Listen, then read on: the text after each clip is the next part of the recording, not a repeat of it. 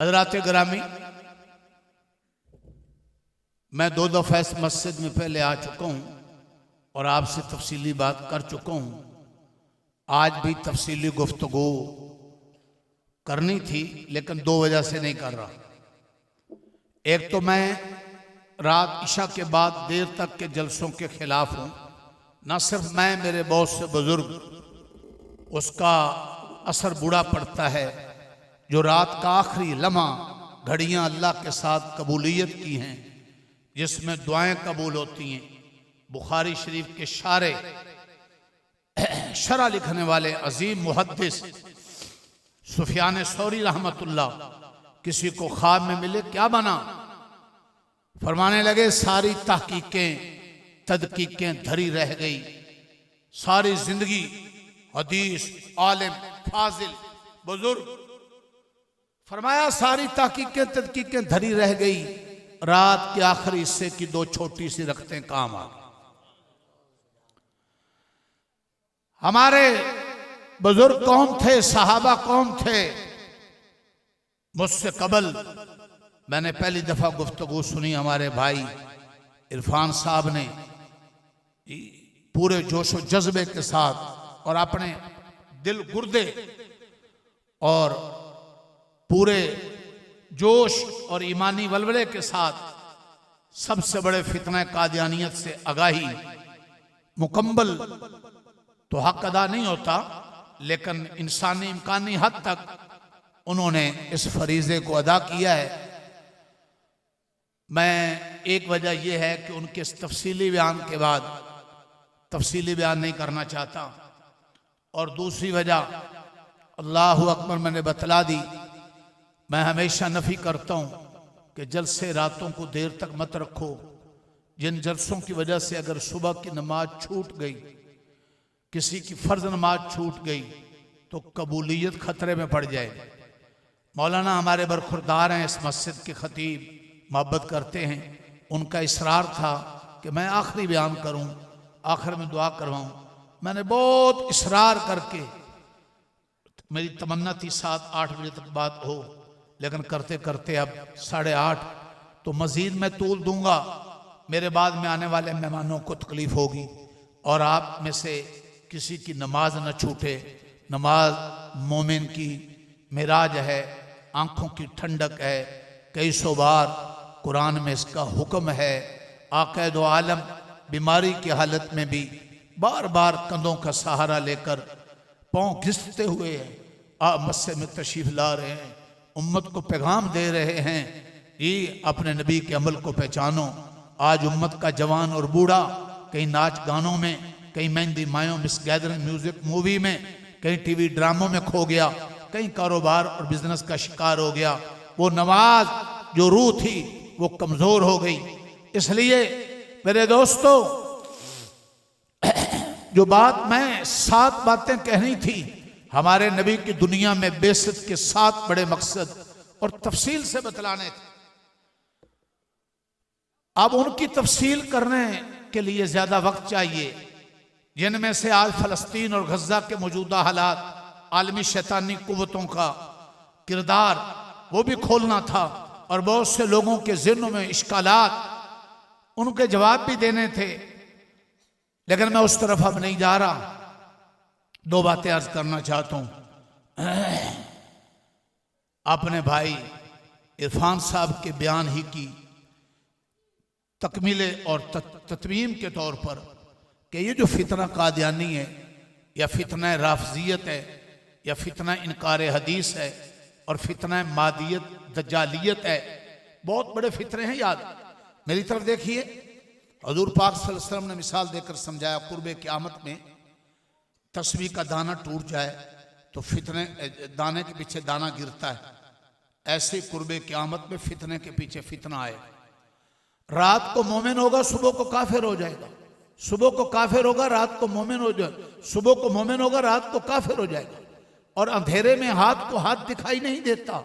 इतने फितने होंगे कि कुछ पता नहीं चलेगा हक क्या है, बातिल क्या है।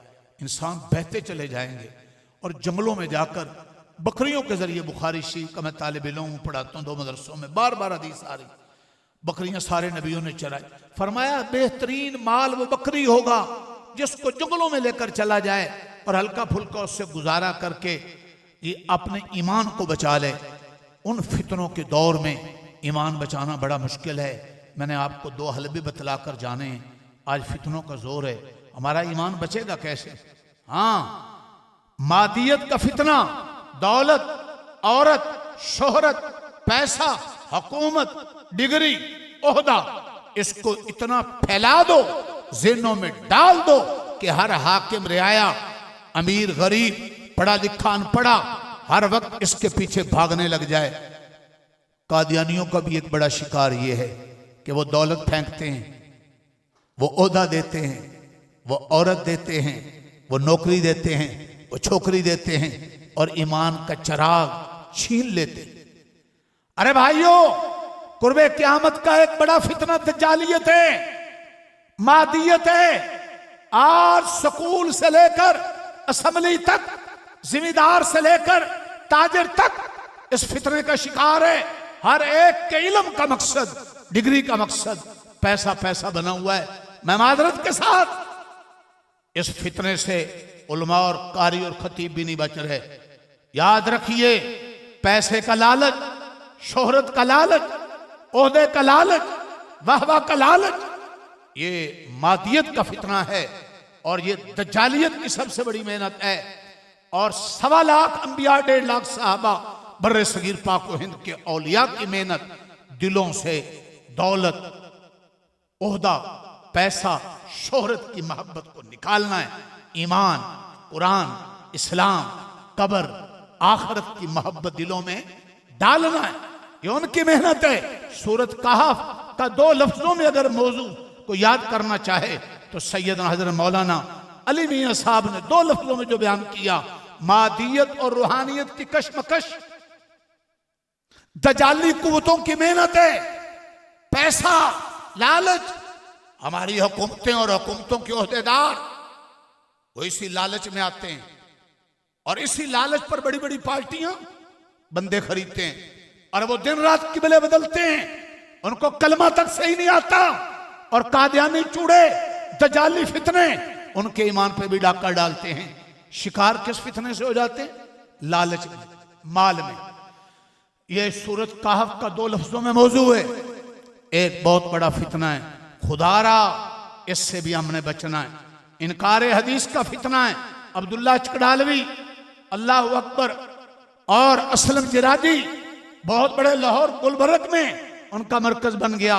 हजूर पाक की हदीस से उम्मत का तल्लुक काट दो और वो कुरान पर अमल ही नहीं कर सकेंगे। ये भी एक बड़ा फितना है। राफजियत का फितना, सहाबा जो हजूर पाक सल्लल्लाहु अलैहि वसल्लम से, जैसे आप भाई इरफान का बयान सुन रहे थे, आपने उलमा का, सहाबा की जमात जो हजूर पाक से फैज लेती थी, जिस तबके को अल्लाह ने रजी अल्लाह व रज़ू अन कहा, उलाइकहुमुल मोमिनून हक्का कहा, उलाइकहुमुस सादिकून कहा, उलाइका कतब फी कुलूबिहिमुल ईमान कहा, तराहुम रुक्कान सुजदा कहा। कहीं अल्लाह उनकी नमाज, कहीं रकू, कहीं ईमान की तारीफें करता है। अल्लाह ने एक दौर का, इस दौर का फितना ऐसे लोग खड़े कर दिए सहाबा से एतमाद हटाने के लिए और शुकूक को शुबहा डालने के लिए। यह भी एक बहुत बड़ा फितना है। याद रखिए, कादियानियत की तफसील से बतला दी, इन सबसे खतरनाक फितना है। चूंकि एक बात सुनो, एक काफिर यहूदी है, एक काफिर सिख है, एक काफिर हिंदू है। गिरा हुआ मुसलमान भी अपनी बेटी हिंदू सिख यहूदी के निकाह में नहीं देता, और गिरा हुआ मुसलमान कलमा पढ़ने वाला अगर उसको कोई ये दौलत ले ले तो यहूदी ईसाई हो जा, वो जल्दी से नहीं होता, लेकिन कादियानियत का शिकार हो जाते हैं। मैं इनकी मिसाल दिया करता हूं, ये काफिर भी हैं, काफिर होने के साथ धोखेबाज हैं। ये ईमान के स्टिकर में, इस्लाम और कुरान के नाम में कुफर फैलाते हैं। जैसे कोई पखाना और उसके ऊपर स्टिकर लगा दे हलवे का, और अंदर शराब हो और ऊपर स्टिकर लगा दे पेप्सी का, तो सादा भोला मुसलमान शिकार हो जाता है। ये काफिर होने के साथ साथ धोखेबाज भी हैं। मैं बात जो कहना चाहता हूं, मैंने चंद एक फितनों का सिर्फ जिक्र किया है, उनकी तफसीलात में नहीं जाना चाहता और बात समेटना चाहता। एक है, उन्होंने बतला दिया कि इन कादियानियों से ताल्लुक नहीं रखना, वो ईमान का तकाजा है। जाहिर है कि ला यत्तखिज़ुल मुमिनूनल काफिरीन औलिया मिन दूनिल मुमिनीन, जो मुसलमानों को छोड़कर काफिरों से यारी लगाएंगे, खा वो इसराइल हो, खा वो अमेरिका हो, खा वो हिंदू हो, खा वो कादियानी हो, खा वो सहाबा का बुग़्ज़ रखने वाला हो, खा वो मुनकिरीन हदीस हो, अगर तो उसका ईमान नहीं है, ईमान खतरे में है। दोस्ती से भी बचें। लेकिन मैं साथ साथ 3 बातें आपको बड़ी मुख्तसर सी बतला कर जा चाह रहा हूं। इन फितनों का शिकार इंसान कब होता है? इन फितनों का बोलो। अगर कहते हो तो 3 सेकंड में कह देता हूं, थोड़ी तफसील कर दूंगा। एक जहालत की वजह से, एक बोलो बोलो, दूसरा लालच की वजह से,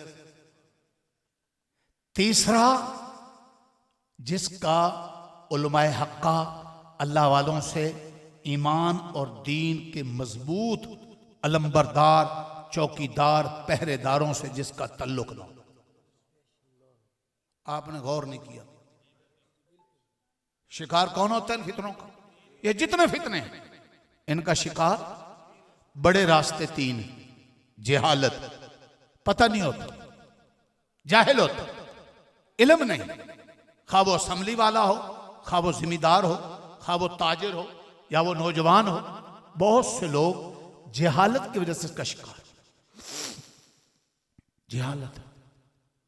मेरे पास लाहौर में कैंट में डिफेंस के करीब एक सोसाइटी है, मस्जिद का सेक्रेटरी आया अपने इमाम को साथ लेकर, कहने लगा मेरी 2 बहनें कादियानियों के निकाह।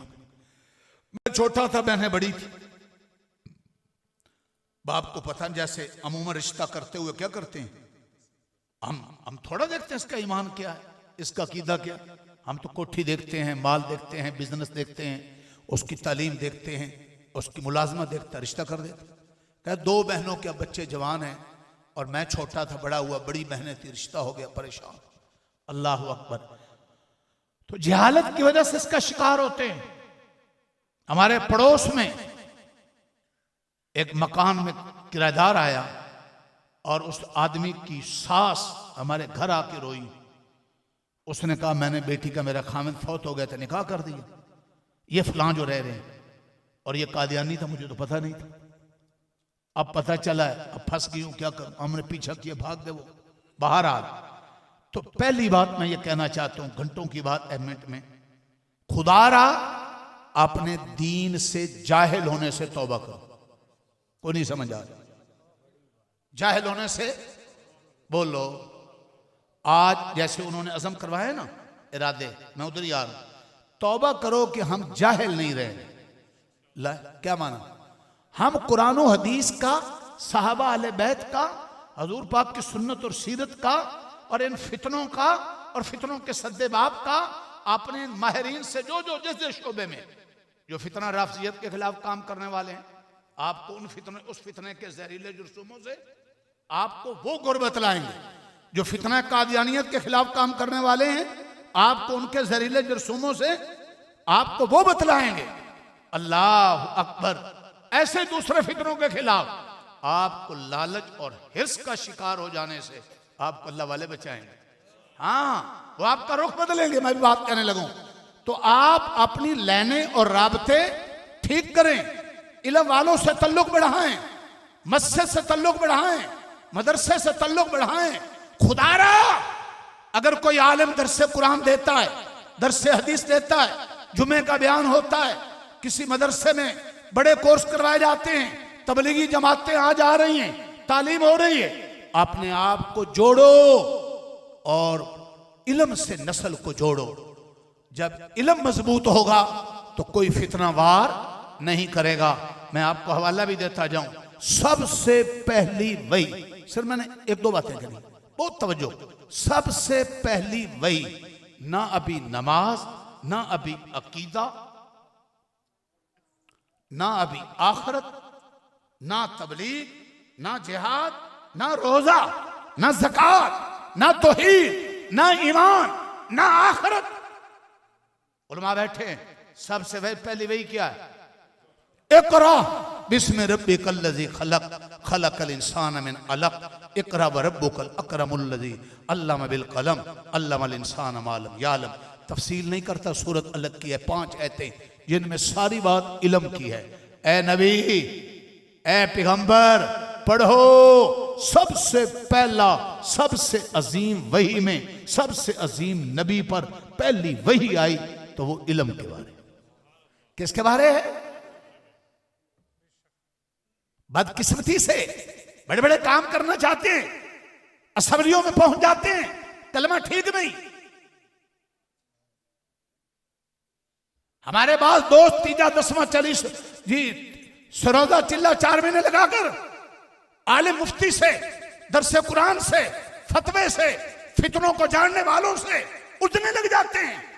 खुदारा एक घर के लोग हो, बड़ा मुबारक काम तुम कर रहे हो, लेकिन कुरान मजीद के दरस में किसी जय्यद आलिम मुफ्ती के साथ अपना रिश्ता बढ़ाओ। तवज्जो, इल्म सबसे पहली वही इल्म समझने के लिए काफी। इल्म होगा तो नमाज ठीक, इधर देखना, इल्म होगा तो अकीदा ठीक, इल्म होगा तो ज़कात ठीक, इल्म होगा तो बहनों को जदाद में हिस्सा देगा। वरना मैं 10 बंदे खड़े कर लूं इस मजमे में, अपनी बहन बेटी को जदाद में हिस्सा देने वाले खड़े हों, मैं सर चूमना चाहता हूं। उन्हें इल्म नहीं। हजूर पाक ने फरमाया, मैं पिछले दिनों में, चूंकि अब साल का आखिर, बार बार हदीसें आ रही बुखारी शरीफ, हजूर ने फरमाया एक बालिश जमीन की जो किसी की दबा लेगा, एक बालिश, 2 तरह के हदीस के अल्फाज हैं, 7 जमीनों का तो गले में डाला जाएगा, 7 जमीनें धंसाया जाएगा। आज भाई बहन की जमीन खा रहा है, पड़ोसी की जमीन को टापर रहा है, जहालत की वजह से। पता नहीं है कितना बड़ा जुर्म है। खुदारा जाहिल कभी दीनदार नहीं हो सकता, जाहिल कभी किसी फितने का मुकाबला नहीं कर सकता। सबसे पहली चीज, अगर फितनों से बचना है, अगर दीनदार बनना है, अगर अपनी आखिरत को बनाना है, क्या चाहिए? मैंने पहली वही सुनाई आपको। एक मिसाल और देते, अल्लाह के रसूल ने मक्का फतह बाद में हुआ और मक्के के जो छुपके मुसलमान होते थे, कलमा पढ़ते थे, उनको इल्म सिखाने के लिए दारे अरकम की शक्ल में मदरसे को वजूद पहले दी। मिसाल दे रहा हूं, मदीना में हजूर बाद में गए, मस्जिद नबी बाद में बनी, रियासत मदीना बाद में बनी। हुकूमतें कायम करने वालों, मदीने के गली कूचे बाजार बाद में सारा कुछ सजा। अल्लाह के रसूल ने मदीने के मुसलमान मिना की घाटी में हजूर को जो आकर मिले, पहली मुलाकात बैत अक़बा, याद रखो 5-7 लोग, दूसरे मौके पर 12, तीसरे नंबर पर 70 से 75। अल्लाह के रसूल ने मदीना के मुसलमानों को दीन पे रखने के लिए, फितनों से बचाने के लिए, अल्लाह के रसूल का पहला काम मदीने के मुसलमानों के लिए मदरसे का इनेकाद है।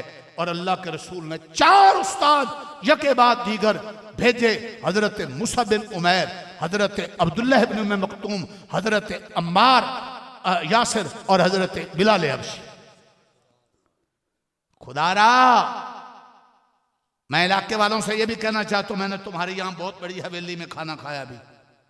मैंने पूछा ये इतनी बड़ी हवेली किसी चौधरी की? नहीं, मदरसे की। मदरसा चल रहा है? नहीं। क्यों? खुदारा,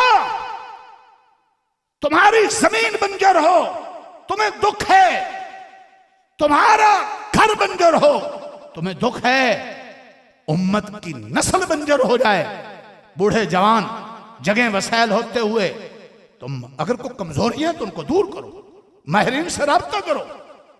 जी, रियासत मदीना की बुनियाद मदरसे से और इल्म से है। अल्हम्दुलिल्लाह उसका फायदा क्या हुआ? और मुसलमान बढ़ते चले गए, माहौल बनता चला गया। तो पहला इलाज बीमारियों का, फितनों से बचने के लिए इल्म के जराए हैं। शेखुल हदीस बनो, मुफ्ती बनो, पहले दिन आप नहीं बन सकोगे, हाफिज बनो, आलिम बनो। जी, कम से कम नाजरा कुरान मजीद और अपने आलिम के पास जहां के भी जिन मस्तों में भी हो दरस कुरान और उलमा से टक्कर ना लिया करो। हेलो, और भी एक बात कह दूं, हमें इल्म क्यों नहीं हासिल होता? इधर देखो, ना हम यहूदी की मुखालफत कर रहे होते हैं, ना हम ईसाई की कर रहे होते हैं, ना हम इंडिया की कर रहे होते हैं, ना हम नफ्स की कर रहे होते हैं, ना हम शैतान की कर रहे होते हैं। उन सारों के गुलाम होते हैं हम, या हमारे बच्चे या बड़े, उनके क्या है? वो नचा रहे हैं सारे उनके, और हमारी मुखालफत होती है मस्जिद के इमाम की। ए नमाज लंबी क्यों पढ़ाता है? ए छोटी क्यों पढ़ाता है? ए दुआ लंबी क्यों करता है? ए छोटी क्यों करता है? ए मौलवी अच्छे कपड़े क्यों पहनता है? ए गड्डी से क्यों फिरता है?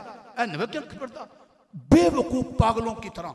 जिसने तुम्हारे बाप का जनाजा पढ़ाना है, जिसने तुम्हारी माँ का जनाजा पढ़ाना है, जिसने तुम्हारे बच्चों के अकीदे ठीक करने हैं, जिसने तुम्हें तुम्हारे अकीदे की और ईमान की पहरेदारी देनी है, तुम्हें उसका एहतराम ही नहीं। मैं एक जुमला कहा करता हूँ, जिसको बीवी सालन मांगने पे घर सालन दोबारा नहीं देती, जिसका लाया जूता कपड़ा घर में पसंद नहीं किया जाता, रिश्ते का इंतखाब करते हुए जिसको घर में अहमियत नहीं दी जाती, वो भी आकर मौलवी साहब पर उंगली उठा रहा होता है, और ये टाइम हो गया, घड़ी टाइम हो गया। इनको सारा जिंदगी कुरान हदीस पढ़ पढ़ के टाइम देखना नहीं आया, तेरे बतलाने से आएगा।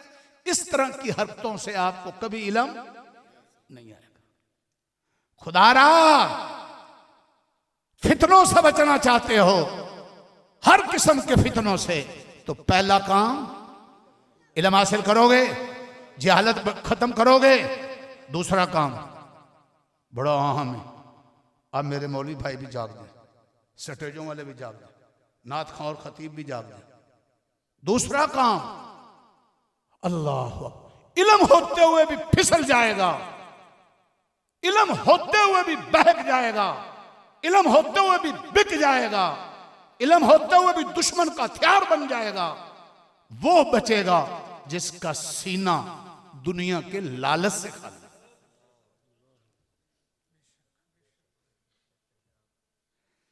मिसाल दे दूं, हाँ, बस यहूदी जानते थे कि हजूर सच्चे नबी हैं। आप अलैहिस्सलाम जब मक्का से मदीना आए ना, तो ये बनु नजीर, बनु कुरैजा, यहूदियों के कबीले, ये बड़े आलिम मुफ्ती थे, कुरान में पूरी तारीख है। मुशरिकीन इनसे फतवे लेते थे, ये नबी आखिर ज़मान का इंतजार कर रहे थे, सच्चे नबी का इंतजार कर रहे थे, लेकिन ईमान ना लाए। किसका शिकार हो गए? लालच का। हमारी चुधराहट चली जाएगी। लालच की किस्में होती हैं, शोहरत, शोहरत ये भी एक किस्म है, पैसा, इसका शिकार हो गए। इल्म के बावजूद काब बिन अशरफ कितना बड़ा था। हजूर ने फरमाया, बुखारी की हदीस, मुझे कौन काब बिन अशरफ ने इतनी तकलीफ दी है, यहूदियों का सरदार। इधर मुआहदा था हजूर के साथ जंगबंदी का, उधर अंदर जा जाकर रिपोर्टें करता था, मुशरिकों से पैसे लेता था। हजूर ने कहा, कौन है जो मुझे इसकी तकलीफ से बचाए? मोहम्मद बिन मसलमा खड़े हो गए और उन्होंने पूरी एक तफसील है, और फिर उसको वासिल जहन्नम किया। वो वैसे सामने जंग नहीं लड़ रहा था, पढ़ा लिखा था, आलिम था। माफ करना, कितने प्रोफेसर ऐसे, लेक्चरर ऐसे पढ़े लिखे, जुमला कहता जाऊं, इस मुल्क को लूटने वाले भी पढ़े लिखे हैं, अनपढ़े नहीं। इसको दिवालिया जो कर दिया कर्जई, अंगूठा छापों ने नहीं किया, पढ़े लिखों ने कर्जे ले लेकर हमारी नस्ल को हमें गिरवी रख दिया। उम्मत की बेटी आफिया को दुश्मन दुनिया के सबसे बड़े दहशतगर्द गुंडे अमेरिका को पकड़वाने वाले पढ़े लिखे थे। और सुन रहे हो, सो रहे हो, सुन रहे हो, सो रहे हो, अभी भी नहीं। आज अगर अमेरिका का सदर जो बाइडेन इसराइल में जाकर कह सकता है कि मैं दुनिया को बतलाने आया हूं कि हम इसराइल के साथ हैं, 58 इस्लामी मुमलिकतों का कोई सदर, वजीर आजम जाकर क्यों नहीं कह सकता? वजीर खारजा कह सकता है कि मैं यहूदी होने की हैसियत से आया हूं। 58 मुमलिकतों के वजीर खारजा कहां हैं? सुन रहे हो? बड़े बड़े ओहदों वाले कहां हैं? वजह, पढ़े लिखे सब कुछ हैं, लेकिन उन्होंने दौलत, लालच, ओहदा, पैसा, हुकूमत, सीट, इन चीजों के लालच देकर ज़हनी गुलाम बना लिया। ये उनके गुलाम हैं, वो इनकी लगाम खींचते हैं। याद रखो, जब इंसान के अंदर लालच दुनिया का आ जाता है तो फिर उसका इल्म से बड़ी कोई जहालत बाकी नहीं रहती, फिर इल्म खुद बड़ी जहालत बन जाता है। हमारे मुआशरे में तीजे 10वें 40वें मरने वाला मर गया, बच्चे यतीम हो गए, औरत बेवा हो गई, बच्चियां यतीम हो गई। इलाकों के चौधरी उठे ना, कोई कहे हम फीसें जिम्मे लेते हैं, कोई कहे बेटियों की शादियां हम करेंगे। खुदारा कोई उनका पुरसाने हाल नहीं। मसाजिद के इमाम उठे, लोगों को जगाएं, उनके खर्चे जिम्मे लें, पता चले मोहम्मद के दीवाने फिर रहे हैं। लेकिन होता क्या है, वो बरादरी में नाक का रखने के लिए जहालत की वजह से उनके यहाँ तीजे का 10वें का 40वें का माल और जोड़े और केले और बिरयानियां और ये सारी खराबियां, दीन का हुलिया बिगड़ के रह गया। किसकी वजह से? मेरी तरफ ध्यान से सुनो, 2 बेटियां कादियानियों के निकाह में क्यों दे दी बाप ने? कितने मुसलमान ऐसे हैं वो अपनी बेटियों के रिश्ते दौलत की वजह से करते हैं, ईमान की वजह से नहीं करते। इसलिए दौलत का लालच कादियानी देता है, मुनकरीन हदीस देते हैं। वो कभी मैं जुमला कहा करता हूं, कभी छोकरी कभी नौकरी। किसी ने कहा था दौलत का चक्कर, गाड़ी की टक्कर, औरत का मक्कर, ये 3 चीजें बड़ी खतरनाक। कभी औरत पेश करता है, कभी दौलत पेश करता है और ईमान खरीद लेता है। अब मैं इस पर इशारा देना चाहता हूं, ये सारी खराबियां इससे हैं। मुझे शिकायत हुई, बीए पास नौजवान ने अपनी मां के मुंह पे तमाचा मारा, और सरकारी मुलाजिम है बेटा और घर में कुर्ता लटका हुआ है, कमीज। बाप को जरूरत पड़ी 4 पैसे जेब से निकाल लिए, बीवी के पूछने पर कहा किसने निकाले? तेरे अब्बा ने। बेटे ने बाप को पीटा और उसका बाजू तोड़ दिया, और पलिस्तर शुदा बाजू मुझे बाप ने खुद दिखाया, सुनी अनसुनी नहीं। ये है लालच। वो बेटा बाप का नहीं रहता, याद रख लो। वो खामिद बीवी का नहीं रहता, वो बीवी खामिद की नहीं रहती। वो मुल्क का, इस्लाम का वफादार नहीं रहता, वो इस्लाम का वफादार नहीं रहता, वो कुरान का वफादार नहीं रहता, वो नबी का वफादार नहीं रहता, जिसके सीने में दुनिया का लालच आ जाता। मैं यहां एक दुख से बात कहना चाहता हूं और बड़ा इशारा देकर जा रहा हूं, दे दूं हवाले से, कच्ची बात ना हो। हमारे नबी पाक सल्लल्लाहु अलैहि वसल्लम ने कदम ब कदम रुख बदला है। जहां साहबा को थोड़ा सा दुनिया की दिलचस्पी होने लगी, हजूर ने फौरन, मुरब्बी थे, तरबियत थी, तज़किया था।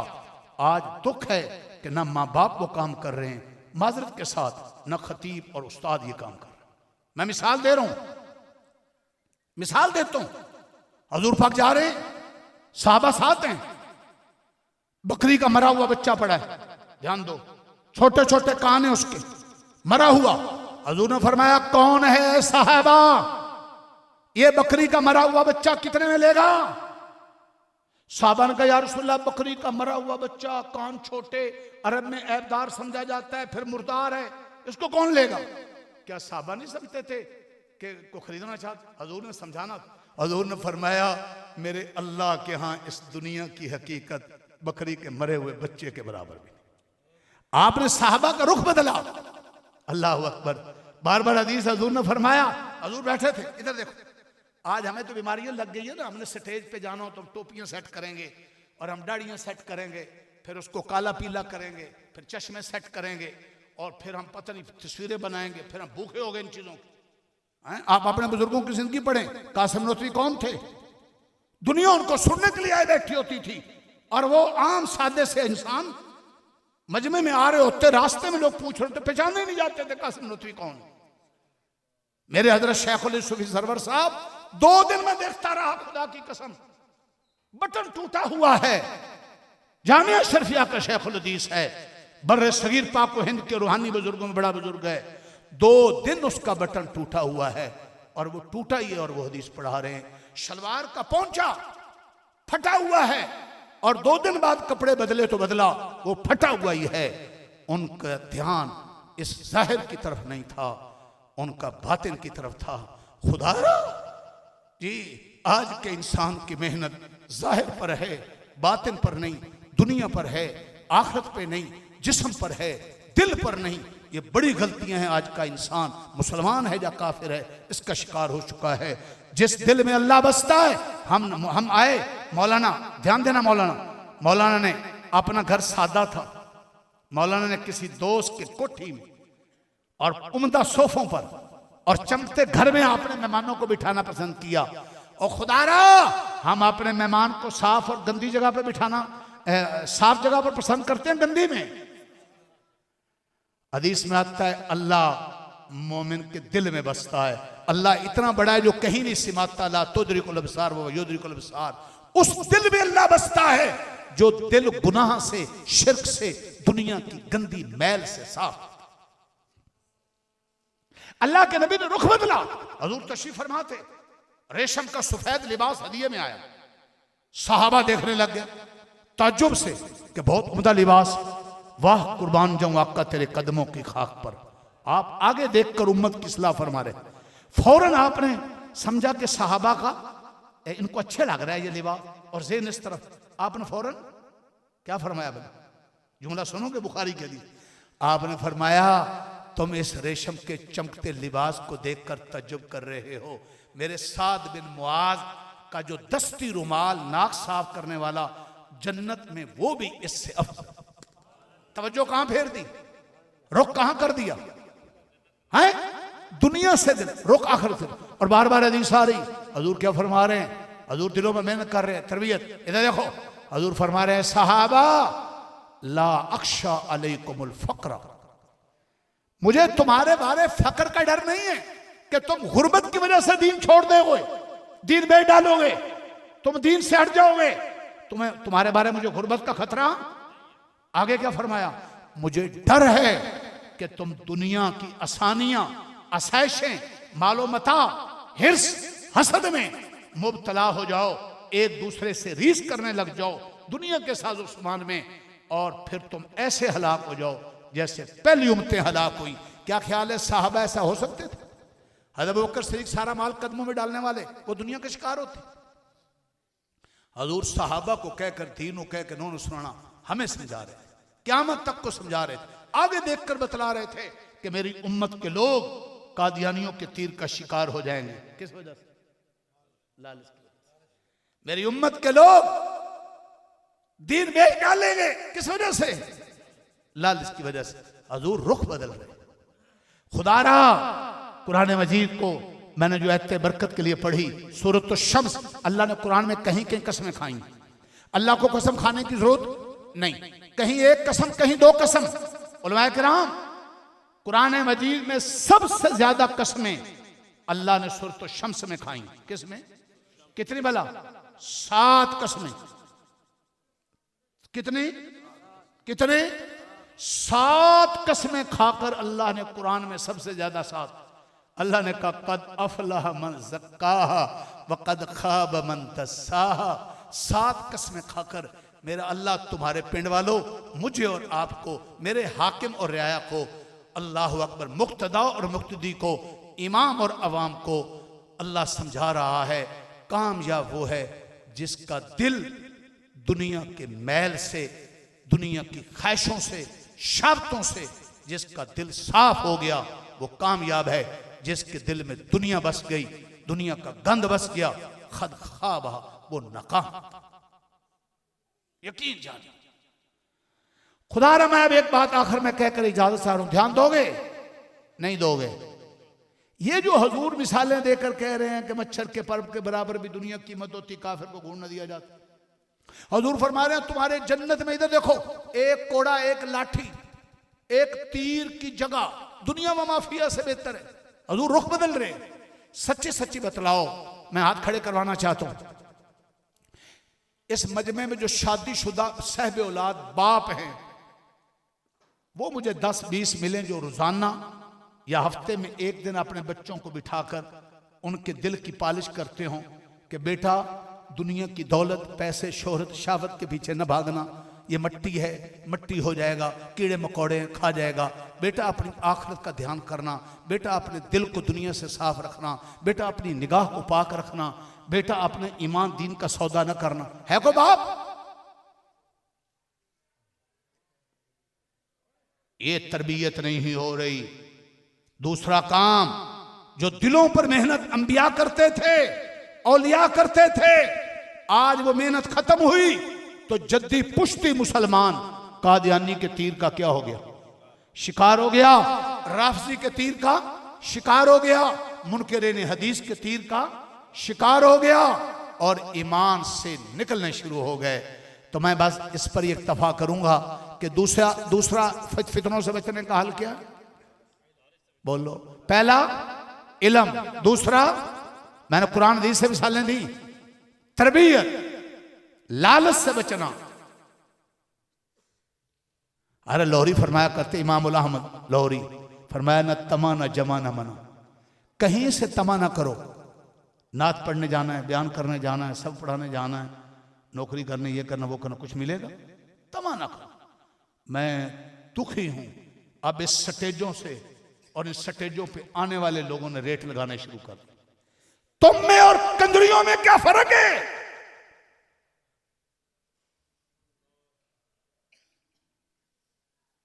रेट लगाते हो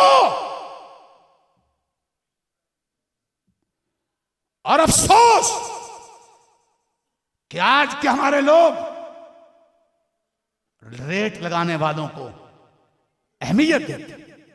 मुझे आज मेरा दिल चाह रहा था मैं इनका सर चूमूं। इनकी दो बातें कि उन्होंने पूरे वलवले से बातें कही और एक और बड़ी अच्छी बात, पैसे फेंकने लगा ना कोई बच्चा, इनको छोड़। मेरा दिल आया मैं उठ के इनका सर चूमूं। हमारे स्टेजों से, नात खानों पर, प्रोफेशनल खतीबों पर पैसे फेंके जाते हैं। कभी किसी ने कहा बैठ जाओ? मैं सवाल करना चाहता हूं, बिगाड़ दिया सब कुछ।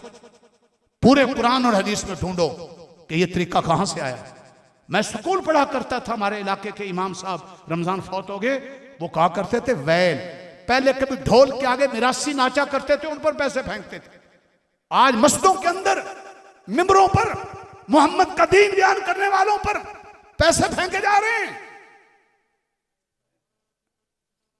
किसी का पैसा देना हो, सौदा लिया दिया हो, उसके हाथ में देने की बजाय फेंको, इज्जत समझता है बेइज्जती? ये बिज्जत का तरीका है। अगर तुम्हें अपने नात खां से, खतीब से, मौलाना से, बुजुर्ग से वाकई मोहब्बत है तो मिरासियों वाले काम ना करो। अल्लाह उनको गाड़ी नहीं की चाबी दो, 2 एकड़ जमीन दो उनको। अरे मौलाना लाहौरी क्या फरमाते? तमा किसी से ना करो, कोई मुझे दे, कोई दे, कोई दे। तमा सिर्फ किससे? अगर किसी ने मोहब्बत से को हदिया दे दिया तो उसको मना ना करो। मोहब्बत से हदिया दे दिया, मना ना करो। तमा अल्लाह से, नजर अल्लाह पर। मैं इस पर एक बात कहा करते, इधर देखो, मखलूक की जेबें बहुत छोटी और अल्लाह की जेब बहुत बड़ी। जब तक अल्लाह की जेब से लेना आता था, मखलूक की जेबों पे नजर ही नहीं थी।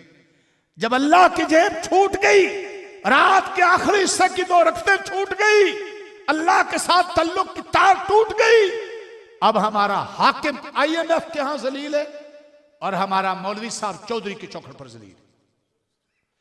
मुफ्ती शफी साहब फरमाते थे 2 तबकों के पीछे आवाम चलती है और ये 2 तबके ठीक हो जाएं सारा माशरा ठीक है। एक उलमा का तबका और एक सियासतदानों का तबका। जलसे नहीं 2 के होते हैं, कोई और बड़े से बड़ा अफसर भी जलसा नहीं कर सकता। ये 2 खुदारा काम करना है, लेकिन मखलूक की जेबों पे नजर। मोहब्बत से कोई देता है, मोहब्बत करो ना। सऊदी अरब के इमामों को लोग गाड़ी की चाबी दे देते, हम तुम्हें मना करते। मेरे हजरत शेख सूफी साहब अल्लाह वालों की शान होती, उनके खादे बतला रहे थे कि घर में फाका आ गया, अल्लाह वालों पर भी आ जाता, किसी से सवाल नहीं किया। अल्लाह अपने दिल जिनके अल्लाह से मिले होते हैं, अल्लाह पीछे भेज देते हैं।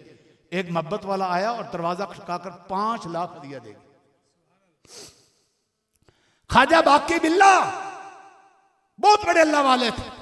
घर में मेहमान आ गए, खाना खिलाना कुछ है नहीं, तंगी अल्लाह वालों पर भी आती। अशद्दुल बला अल अंबिया सुमल अमसल फल अमसल, सबसे ज्यादा आजमाइशें नबियों पर, दूसरे नंबर पर जो उनके जितने करीब हैं। अपना दिल छोटा ना करें, तनख्वाह के थोड़े होने से, कपड़े पुराने होने से, साइकिल होने से, घर कच्चा होने से खुदारा दिल छोटा ना करें। अल्लाह अपना दिल अल्लाह को दें।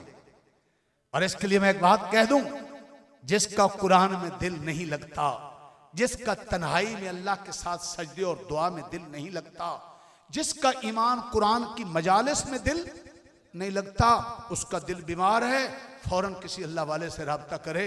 इसका इलाज म्यू अस्पताल या जर्नल में नहीं है, इसका इलाज ये दिल में दुनिया आ चुकी, दिल मुर्दा हो चुका है। वह युज़क्कीहिम, नबी पाक के उन नाहिबीन के पास है जिन्होंने दिलों पर मेहनत करवाई और जो दिलों पर मेहनत करते हैं।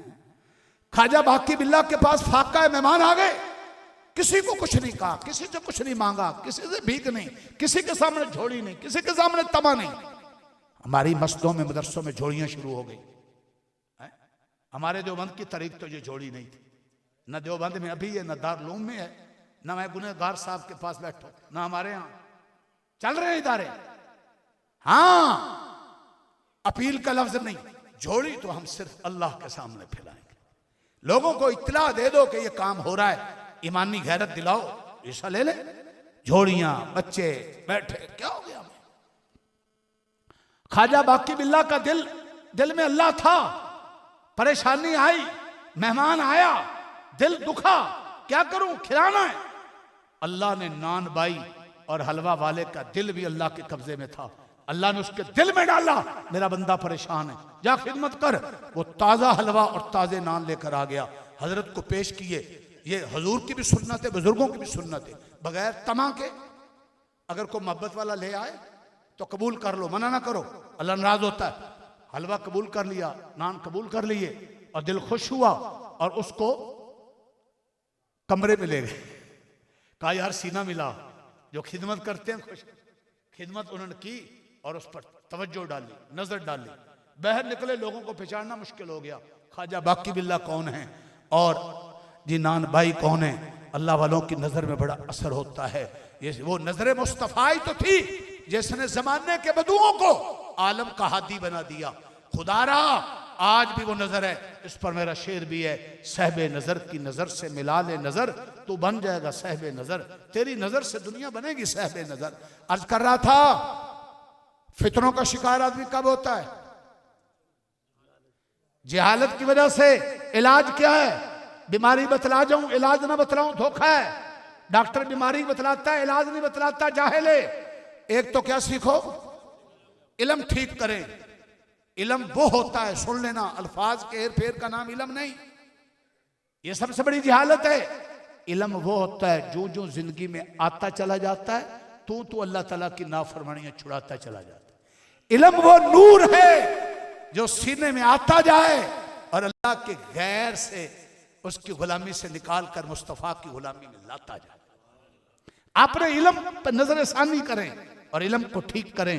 और दूसरी चीज, दिलों पर मेहनत। लालच दिलों को, सीनों को शोहरत से, लालच से, ओहदे से, हुकूमत से, लड़की के इश्क से, शहवत से अपने सीनों को खाली करें।